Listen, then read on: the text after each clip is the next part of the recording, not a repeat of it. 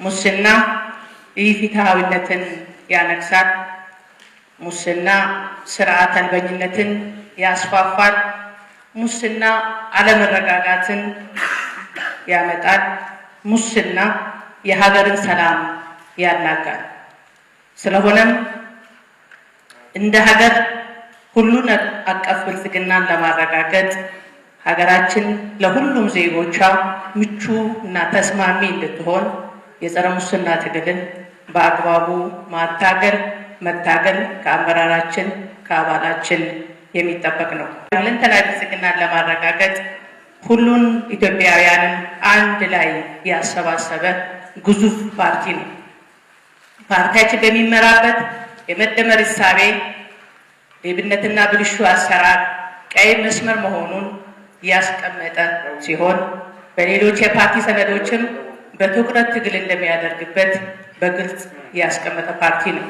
ብልጽግና ፓርቲ የሚመራበት የመደመር ፍኖተ ካርታ ውስጥ የሌብነትና ዝርፊያን ማካሄድ ቀይ መስመር መሆኑን ከማስቀመጡን ባሻገር አቋም ይዞ በፓርቲ ፕሮግራም፣ በመተዳደሪያ ደንቡ እንደዚሁም በምደባና በምዘና መመሪያዎች ላይ ከህልና ብስለት የሚመነጭ ሌብነትና የተደራጀ ስርቆት ከምንጩ ለማድረግ እንደሚታገል በግልጽ አስቀምጧል።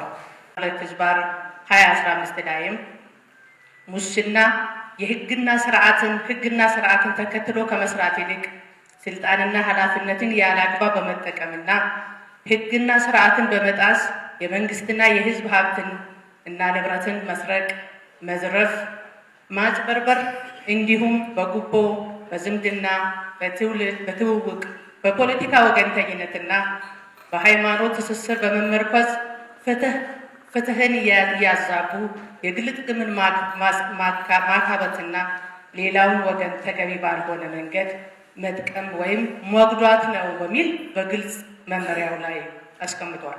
ፓርቲያችን የሚመራው መንግስት በርካታ የሌብነትና ብልሹ አሰራሮችን በአሰራር ስርዓት፣ በግምገማ፣ በኦዲትና በበሰለ ትግል በመለየትና እልባት በመስጠት በርካታ የመንግስትና የህዝብ ሀብትን ወደ መንግስት ካዝና እንዲመለስ በማድረግ እንዲሁም ትልልቅ ሀገር አቀፍ ፕሮጀክቶችን ከችግራቸው እንዲወጡ በማድረግ እንዲሁም ወንጀለኛ አካላትን የህግ እርምጃ በመውሰድ በታሪክ የማይረሳ ተግባራትን አከናውኗል። እንደምታውቁት በቅርብ ጊዜ የተመረቀው የህዳሴ ግድብን የነበረበትን ከለውጡ በፊት የነበረበትን ከችግሩ አውጥቶ አሁን ለኢትዮጵያ ህዝቦች እውን ያደረገ ፓርቲ ነው ማለት ነው።